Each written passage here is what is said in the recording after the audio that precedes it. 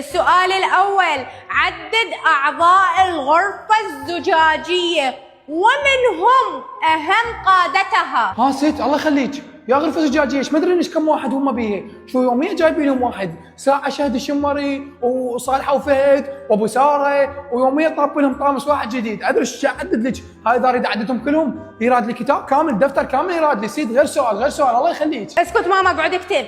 السؤال الثاني: للمشاهير العراقيين شبوسة، عددها. ست الله يخليك، شنو السالفه؟ شو نفس القوانين كلها نفس الاسئله، هم كلهم نفس البكم، سكنونو وابو جنه وهاي كلها نفس الشبس ونفس الطعام، عبالك مسوي بنفس المصنع، هم كلهم نفس الشيء، حتى علي شاكر ماكو نفس الشاميه، والله العظيم غيرها بعد غير اسئله كلها ما اعرفها، ما اعرف اجاوبها. بعد ماما انا مو قلت لك اقعد اكتب.